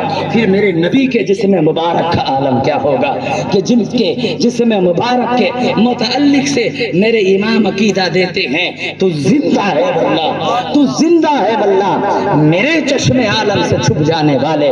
یہ سب کیوں؟ ہم پھر پلٹ کے اپنے موضوع کو سمیٹ کے بات مکمل کرتے ہیں، اس لیے کہ علم کبھی بھی مرنے نہیں دیتا ہے، علم کبھی بھی آپ کو مٹنے نہیں دیتا ہے، اور یہ سارا علم آپ کو کہاں سے ملے گا؟ ان علماء سے ملے گا۔ یہ جو عالم بیٹھے ہیں، یہ علوم نبوت کے وارثین جو بیٹھے ہیں، ان کے سینوں سے ملے گا، چونکہ ان کے سینے جس طرح اس امت کو باقی امتوں کے دلوں کے مقابل اس امت کے دلوں کو چنا گیا، عین ویسے ہی اس امت میں تمام لوگوں کے دلوں کے مقابل ان علماء کے دلوں کو چنا گیا۔ اللہ نے رحمت بھری نظر ڈالی، کرم والی نظر ڈالی، اور اپنے وراثت علم سے، انبیاء کے وساطت سے علماء کو پرتب علم عطا کیا، اور وہی علم آج ہمارے ذہن و فکر کو زندہ رکھتا ہے، ہمارے زندہ رہتے بھی اور ہمارے بعد وفات بھی ہمیں زندہ رکھتا ہے۔ کیونکہ یہ علم کسی اور کا نہیں۔ جو چیز فنا ہونے والی ہوتی ہے اس کا کنیکشن کہیں سے بھی فنائی ہو تو آپ کو فنا کر سکتی ہے۔ آپ قرآن کی حقیقت چھان لیں، آپ حدیث کی حقیقت چھان لیں۔ حدیث کیا ہے؟ میرے نبی صلی اللہ علیہ وسلم فرماتے ہیں، میں وہی بات کہتا ہوں جو میرا رب مجھ سے کہنے کو کہتا ہے، گویا میری بات رب کی بات ہے، گویا میرا کلام رب کا کلام ہے۔ کیوں؟ فرمایا پھر قرآن عظیم یہ تو ڈائریکٹ خدا کا کلام ہے۔ اللہ اکبر، دیکھا جائے کہ یہ جو کلام ہے یہ کس کا ہے؟ کیا ان میں سے کوئی مر مٹنے والا؟ معذاللہ نہیں، جو بھی وساطت دیکھیں گے اس کا کمال تو یہ ہے کہ اس کو جو بھی سیکھتے آیا ہے وہ ہمیشہ زندہ رہ گیا ہے، اس کا وجود مٹی میں رہ کر کے بھی برباد نہ ہوا بلکہ حفاظت سے ہے۔ آخر تک جائیں گے تو آپ کو پتا چلے گا ذات خالق، ذات مالک، ذات الہی ہمیشہ ہمیش کے لیے حی ہے، نہ وہ کبھی اس کے لیے موت ہے نہ رب کے لیے کبھی موت آ سکتی ہے، وہ ہمیشہ سے ہے اور ہمیشہ رہنے والا ہے۔ اس کا کلام بھی اسی کی طرح بے مثل بے مثال ہے، جب سے وہ آیا تب سے آج تک محفوظ ہے، اس کا کوئی کچھ نہیں بگاڑ سکتا۔ جس طرح رب کا مٹنا محال ہے، جس طرح رب کا مٹنا ممکن نہیں، اسی طرح رب کے کلام کا مٹنا بھی ممکن نہیں۔ تو رب کی ذات جب حی ہوئی تو رب کا کلام بھی حی ہوا، اور جو رب کے کلام کو سیکھتا ہے اس کی ذات کو بھی حیت عطا کر دی جاتی ہے، وہ بھی زندہ رہنے لگتا ہے۔ اللہ اکبر، کتنی محنتیں کی میرے نبی صلی اللہ علیہ وسلم نے، کیا مقام رکھا میرے نبی صلی اللہ علیہ وسلم کا۔ اللہ پاک نے فرمایا محبوب، وقت زیادہ ہو گیا، 12 بجے ختم کیا جائے، بس 2-3 باتیں ملاحظہ کریں گے۔ فرمایا محبوب اور ستایا لوگوں نے، طائف والوں نے، قبیلہ بنو ثقیف کے لوگوں نے پتھر مارے، قبیلہ حوازن کے لوگوں نے آپ پر بہت زیادہ ظلم اٹھایا، بہت پریشان ہے۔ اللہ اکبر، میرا محبوب تھکا ماندہ، میرا محبوب طائف کی گلیوں سے چلا آیا، اتنا زخمی ہے کہ جب جبریل امی آئے نا تو زخمی طلبہ مبارک زخمی پایا، جس پہ خون کے آثار، جس پہ خون کے آثار موجود تھے، ابھرے ہوئے تھے، وہ زخم جو طائف میں ابھی ملے تھے۔ جبریل امی کو اللہ نے بھیجا، جاؤ میرے محبوب کے زخمی قدم کو بوسا دو، عنبری لب لگاؤ، کافوری لب لگاؤ، ریشمی احساس لاؤ، مشک و عنبر کی خوشبو بکھیرو، میرے محبوب کے زخمی طلبے کو اپنے کافوری ہونٹ سے، اپنے ملی ہونٹوں سے بوسا دو۔ حضرت جبریل امی نے بوسا دیا، محبوب بیدار ہو گئے۔ بہت ستایا امت نے، رب چاہتا ہے میرا محبوب بہت ستایا گیا ہے۔ کوئی بندہ ستایا جائے نا، کسی پر کوئی غم آئے نا، ہم کہتے ہیں کسی کے یہاں کوئی انتقال ہو جائے تو جس کا انتقال ہوا اگر اس کا کوئی بیٹا ہو یا بھائی ہو، اس کو آپ پائیں گے تو کیا کریں گے؟ تسلی دیں گے کہ نہیں؟ کوئی بات نہیں، اللہ کی امانت تھی، جب تک زندگی تھی رہا، اللہ نے بلا لیا، چلا گیا۔ یہی ہو سکتا ہے نا، کوئی حادثہ آ کے چلا جائے، آپ سے ملاقات ہو تو کہیں گے کوئی بات نہیں، بہت برا ہوا، اچھا نہیں ہوا آپ کے ساتھ، لیکن کوئی بات نہیں، صبر کرے، اللہ جزا دے گا، آپ کو صبر کا انعام دے گا۔ یہی تلقین کا انداز ہوتا ہے، یہی حال۔ جب کوئی پریشانی کسی کو گھیر لے تو کبھی کبھی ایسا ہوتا ہے، کوئی آدمی بہت پریشان ہو جائے تو اس سے کہا جاتا ہے کہ ایسا کیوں نہیں ہو سکتا، آپ بہت پریشان لگ رہے ہیں، چلو ہم کہیں گھوم کے آتے ہیں تو تھوڑا دل بہل جائے، ہوتا ہے کہ نہیں؟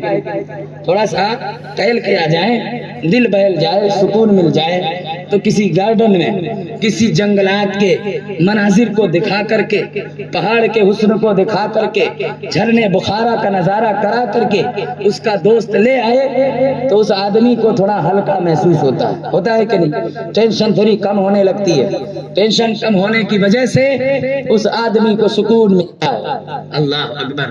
پھر ایسا ہو جائے کہ ایک آدمی بالکل پریشان ہو، پریشانی کی حدوں تک جا چکا ہو، بہت زیادہ غم زدہ ہو، بہت حزن و ملال میں گھیرا ہو، اور برسوں کا بچھڑا ہوا کوئی دوست، برسوں کا بچھڑا ہوا کوئی دوست اچانک سامنے آ جائے یا ملنے آ جائے، یا اس کی طرف پتہ چلے کہ چلو اس کی طرف سے بلاوا ہے، تو آپ یقین جانیے پہاڑ جیسی پریشانی بھی سامنے ہو، کوئی عزیز تر دوست ہو، اس کے طرف جانے کی وجہ سے یہ پریشانی کنارے رہ جاتی ہے، آدمی اس کو بھول جاتا ہے، اس دوست کو دیکھ کر کے سارا سکون حاصل ہو جاتا ہے۔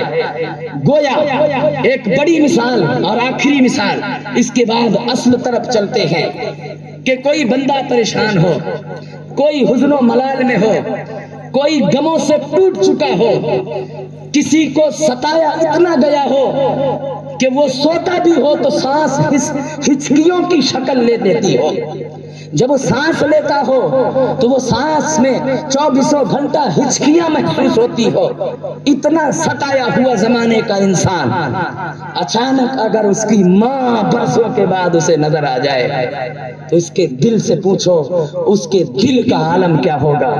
دنیا کی تمام پریشانی اپنی جگہ، ماں کا چہرہ سامنے آیا، وہ بندہ پہلے کی طرح تر و تازہ ہو جاتا ہے۔ ماں کو دیکھ کر اللہ اکبر، ماں کی ممتا، ماں کا پیار غموں اور حزن و ملال کے پہاڑ کو مٹا سکتا ہے۔ فرمایا تیرا رب 70 ماؤں سے زیادہ پیار کرتا ہے۔ جبریل جاؤ میرے محبوب کو کہو، اس وقت سارا عرب ان کا مخالف بنا ہوا ہے، طائف والے، حوازن اور ثقیف والے بہت ستا چکے ہیں، کسی نے ان کے راہ پہ کانٹے بچھائے، زخمی ہو گئے پیر، کسی نے نماز کی حالت میں میرا محبوب تھا تو اونٹنیوں کی اوجڑیاں لا کے ان کے سر پہ ڈال دی، میرے محبوب کو ستایا گیا، میرا محبوب چلتا رہا، کلمہ حق بلند کرتے ہوئے، شرارتیں سوجی، لوگوں کو برداشت نہ ہوا، کسی نے اٹھا کر سر پہ پتھر مار دیا، کسی نے جسم نازنی پر مارا، کسی نے گالیاں دی، کسی نے دھمکیاں دی، جس کو جو چیز میں آیا میرے محبوب کو اکیلا جان کر کے ستا رہا ہے۔ جبریل جا کے کہہ دو محبوب بہت پریشان ہو چکے ہیں۔ ہر دوست جب پریشان ہوتا ہے تو اپنے دوست کی طرف بڑھتا ہے، آج آپ کا رب، آپ کا محب اپنے محبوب کا طلبگار ہے۔ دنیا کی تمام پریشانی ایک طرف ہو، میرا محبوب میرے قرب میں آ جا اپنے رب سے کھلی ملاقات کر لے۔ وہ موسیٰ ہزاروں تجلیات میں سے ایک کرن کی بات ہوئی تھی، ارانی میں دیکھنا چاہتا ہوں اے رب تجھے۔ فرمایا اے موسیٰ ایسا نہیں ہو سکتا۔ کہا کہ اے رب کیوں؟ کہا کہ چونکہ تیرے رب کے انوار و تجلیات کی تاب نہ تیری آنکھ لا سکتی ہے نہ دنیا کی یہ شے لا سکتی ہے، لیکن رب نے فرمایا اے موسیٰ میں ایک تجلی اپنے انوار و تجلیات کے 1000ویں درجے میں سے ایک تجلی اس پہاڑ پہ ڈال کے دیکھتا ہوں، آپ کو دکھا کے نہیں، آپ کو ڈائریکٹ دکھا کے نہیں، اس پہاڑ پہ ڈالتا ہوں۔ میں جب ادھر تجلی ڈالوں گا تو اس تجلی کو دیکھنا تھوڑا سا، اگر دور سے اس تجلی کو دیکھ کر برداشت کر لیے تو پھر تو تمہیں زیارت ہو سکتی ہے، انوار و تجلیات دے سکتے ہو، دیکھ سکتے ہو۔ اے موسیٰ اس کے لیے بھی 100 دن چلا کرو، 100 دن مسلسل طور پر آؤ، اللہ اکبر، 100 دن لگے، 1000ویں درجے کے انوار و تجلیات کے کرن کو دیکھنا تھا، تجلی کو دیکھنا تھا، ڈائریکٹ نہیں۔ موسیٰ دور کھڑے ہو جاؤ، میں اس پہاڑی پر تجلی ڈالتا ہوں، اگر اس تجلی کو برداشت کر لیا آپ نے تو میں ضرور تمہیں اب تجھے اپنی زیارت کراؤں گا۔ لیکن موسیٰ علیہ السلام تیار ہوئے، کہا اے رب کیوں نہیں، میں تو تڑپ رہا ہوں۔ اللہ نے ایک تجلی ڈالی، ایک تجلی ڈالی، اللہ اکبر، ایک تجلی ڈالی۔ موسیٰ علیہ السلام دور کھڑے تجلی کو دیکھے، کام نہ لا سکے، نہ وہ پہاڑ رہا نہ موسیٰ علیہ السلام اپنے اصل حالت پہ رہے، بلکہ گش کھا کے زمین پر آ گئے۔ پہاڑ جو اتنا بڑا کھو تھا، اس پہاڑ کا وجود ریزہ ریزہ ہو کر، کالا شکل ہو کر، بھونج کر کے رہ گئے۔ ہزاروں درجے کے اس کے انوار و تجلیات کی ایک کرن موسیٰ دیکھ نہ پائے، پہاڑ برداشت نہ کر پائے۔ اللہ اکبر، یہاں ہو رہا ہے حکم، یہاں وہاں موسیٰ نے کہا تھا دیکھنا چاہتا ہوں، یہاں رب کہتا ہے محبوب میں خود دیکھنے کے لیے بلا رہا ہوں۔ بہت پریشان ہے، بہت حزن و ملال تجھے گھیرے ہوئے ہیں۔ مکے نے بہت ستایا، مکے والوں نے جو جی میں آیا وہ کیا، میں تیرے بہتے آنسو نہیں دیکھ سکتا۔ اے میرے محبوب، تیری دل کی تکلیف کا احساس ہے مجھے، آخر تو میرا محبوب ہے، مجھے میرے عزت کی قسم محبوب آپ حزن و ملال نہ کریں۔ اگر یہ مکے والے آپ کو نبی نہیں مانتے تو کیا ہوا، تمہارا رب گواہ ہے، ساری دنیا بھی تمہارا انکار کر دے، مجھے میرے عزت کی قسم اے میرے محبوب، انک لمن المرسلین، تم ہمیشہ میرے رسول رہو گے۔ دنیا انکار کرے گی، رب تمہارا اقرار کر رہا ہے، ساری دنیا انکار کرے مگر تمہارا رب پھر بھی کہے گا تم میرے رسول ہو، محبوب ہو، تمہیں حزن و ملال کی ضرورت نہیں ہے۔ آؤ اپنے رب کو کھل کر کے دیکھو، آؤ قرب میں آؤ۔ فکان قاب قوسین کا وہ لمحے خاص نصیب ہوگا کہ بالکل اس طرح کہ تیر اور کمان کا جوڑ، اللہ اکبر، یا کمان کے دو جوڑ کس طرح قریب ہوتے ہیں، تم اتنے قریب سے اپنے رب کا دیدار کرو گے۔ محبوب کوئی اتنے قریب سے کسی ایسے دوست کا دیدار کر لے، کوئی ایسے محب کا دیدار کر لے، اللہ اکبر، تو پھر اس کے حزن و ملال کہاں جاتے ہیں۔ محبوب جبریل جاؤ لے کر کے آؤ، محبوب کو بلا لیا، جبریل امین پہنچے، میرے نبی صلی اللہ علیہ وسلم کہاں معراج میں پہنچے۔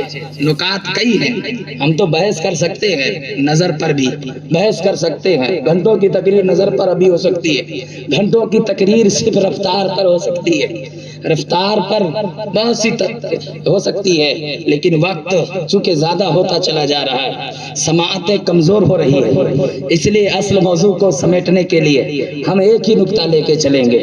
چلیے بات نظر کی چلتی ہے تو نظر کی طرف بڑھتے ہیں۔ محبوب عرش پر بلائے گئے، جنت کی سیر کر لو، سب سے مل لو، اللہ اکبر۔ امام بنایا کہ نہیں بنایا، بہت لمبی گفتگو ہو جائے گی۔ محبوب آ جاؤ، قرب خاص میں دوست وہ محب محبوب کی ملاقات، سارا حزن و ملال، ساری تھکان، سارا رنجو محن محبوب سینے سے ہٹ جائے۔ جبریل نے سینے مبارکہ کو چاک کیا اور دل کو نکالا اور اسے آب زمزم سے دھویا۔ سنا ہے کہ نہیں آپ نے؟ اللہ اکبر۔ حضرت جبریل امی کہتے ہیں کہ میں نے مصطفیٰ کریم صلی اللہ علیہ وسلم کے سینے مبارک کو چاک کیا اور دل نکالا تو میں حیران ہو گیا، چونکہ اس میں دو دو آنکھیں تھیں اور دو دو زبانیں تھیں، دو دو آنکھیں تھیں، دو دو زبانیں تھیں۔ حدیث بخاری ہے کہ جبریل امی کہتے ہیں میں دیکھ کر حیران رہ گیا کہ میں نے آج تک ہر ایک کے دل پر نظر ڈالی ہے، کسی کا دل ایسا نہ پایا کہ جس کے دل میں دو دو آنکھ اور دو دو زبان۔ مصطفیٰ کریم کے دل کی کیفیت، اللہ اکبر۔ دل لاؤ، سارا رنج و محن ختم ہو جائے، محبوب قرب میں آ جائے، اللہ اکبر۔ موسیٰ علیہ السلام نے آخری بات، نکات ہم نے کہا کئی ہیں، گفتگو ہوگی تو بہت لمبی ہو سکتی ہے، یہ پورا ایک موضوع ہے جو کئی نکات رکھتا ہے۔ موسیٰ علیہ السلام نے ایک جھلک تجلی دیکھی تھی، تجلی دیکھی تھی کہ نہیں؟ رب کو نہیں تجلی دیکھی تھی، اور قریب سے نہیں دور کھڑے ہو کر دیکھی تھی۔ اور بہت دیر تک نہیں دیکھی بلکہ پلک جھپکنے کی مدت تک دیکھی تھی کہ تاب نہ لا سکے. پہاڑ میں سارے ساتھ حضرت موسیٰ کلیم اللہ زمین پر گش کھا کے تشریف لے آئے. ہم کہتے ہیں موسیٰ تیری نظر کا کمال کیا ہے؟ ایک تجلی کو دیکھنے والے موسیٰ کی نظر میں پاور بڑھ گئی. بڑی کہ نہیں؟ کتنی جو موسیٰ علیہ السلام بظاہر جو نظر کی کیفیت حدود کی ہوتی وہاں تک دیکھتے تھے، اب حال یہ ہو گیا ہے کہ ایک تجلی دور کھڑے ہو کر دیکھا تھا، پلک جھپکنے کے برابر کی مدت دیکھا تھا، آنکھ میں پاور بڑھ گیا. اب وہی موسیٰ 30 میل دور سے کالی رات ہو، کالی پہاڑی ہو، اس پہاڑی پر کالی چھوٹی والی چونٹی چل رہی ہو، تو 30 میل دور سے ایک تجلی دور سے دیکھ لینے کے بنا پر آنکھ میں وہ پاور سما گئی، وہ پاور فل آنکھ ہو گئی کہ دور سے دیکھ لینے کے بعد تجلی کا عالم یہ تھا کہ اس کے پاور کی بنیاد پر موسیٰ کلیم اللہ کے نظر میں طاقت بڑھی، اور یہ طاقت اتنے عروج پر آئی کہ 30 میل دور پہاڑ ہو، کالی رات ہو، کالی چوٹی ہو، اور کالے پہاڑ پر کالی چوٹی چل رہی ہو، تو 30 میل دور سے موسیٰ کلیم اللہ اس کالی چوٹی کو دیکھ لیا کرتے ہیں. ہم نے کہا یہ کیسے ہوا؟ کہا جواب ملا، میں نے ایک بار ایک تجلی تھوڑی سے مدت کے پلک جھپکنے کے برابر کی مدت دور کھڑے ہو کر دیکھی، تو یہ کمال ہوا کہ 30 میل دور پہاڑ، کالی رات، کالی چوٹی یہی سے ویسے دکھے جیسے کہ بالکل قریب ہو. اللہ اکبر. ہم کہتے ہیں مصطفیٰ کریم کے نظر کا عالم کیا ہوگا؟ جو سراپا فکان کعبہ قوسین کی قربت لمحے خاص میسر ہوا، جو تجلی نہیں، جو کرن نہیں، بلکہ سراپا وجود حقیقی رب کو دیکھا ہو، اس کے نظر کا کمال کیا ہوگا؟ میرے امام نے اسی لیے تو فرمایا، اسی لیے فرمایا، اور کوئی غیب کیا تم سے نہا ہو بھلا. کوئی ایک تجلی دیکھے، کوئی ایک تجلی دیکھے، اس تجلی کو دیکھنے کے بعد یہ پاور آنکھ میں آ جائے کہ 30 میل دور پر کالی پہاڑ پر کالی چوٹی نہ چھپے، کالی چوٹی نہ چھپے، تو جو آنکھ نے قرب خاص میں سب سے قریب ہو کر کے رب کو دیکھا ہو، اس آنکھ سے کون سی شے چھپ سکتی ہے؟ جب خدا کو ہی سراپا دیکھ لیا ہے تو پھر کائنات کیسے چھپ سکتی ہے؟ فرمایا اے محبوب، علم کی وراثت جس کے سینے پر ہے، جو قرآن کی ایک آیت بھی یاد کرتا ہے، اس کی حیات ظاہری بھی اور حیات اخروی بھی لوگوں سے مستثنا ہوگی، لوگوں سے الگ ہوگی. اے محبوب، یہ سارا کا سارا علمی فیضان اپنے امت کو دیں اور بتائیں. چونکہ آپ نے جنت کی سیر کی، رب نے فرمایا جنت دیکھ لیں، جنت کا مظاہرہ کیا. گئے، کہتے ہیں جنت کے جس بھی درجے سے گزرا، بلال تمہارے ہی قدموں کی یاد آئی. بخاری شریف کی حدیث ہے نا، مسند احمد بن حنبل میں بھی ہے. فرمایا کہ جنت کے جس درجے سے گزرا، بلال تیرے قدم کی یاد. واقعہ بار بار سنا آپ نے. جوان ملا، عرض کی حضور میں تو کوئی عمل اور نہیں، بلکہ جیسے ہی وضو کرتا ہوں دیکھتا ہوں کوئی نفل کا وقت ہے، نفل پڑھ لیتا ہوں، اس کی وجہ سے قدم کی آہٹ. میں نے ام سلمہ کو دیکھا جو حضرت ابو طلحہ کی بیوی ہے، جن کا بیٹا جوانی میں انتقال کر گیا، تو وہ ان کی بیوی میں نے دیکھا جنت کے نہر کے کنارے بیٹھے ہوئے، اس کی خوشبو سے محسوس ہو رہی ہے. وہ ہریالی، وہ خدام، وہ حورین جو ان کی خدمت میں بیٹھے ہوئے ہیں. اللہ اکبر. میں نے جنت میں ایک مکان سے قریب سے گزرا، میرا دل چاہا، چونکہ اس کے اندر نور اتنا تھا، باقی محلوں سے مختلف اس کا نور، دور دور تک اس کی روشنائی. اس کو جتنے بار دیکھا جائے آنکھوں کی روشنی میں اضافہ ہو جاتا ہے.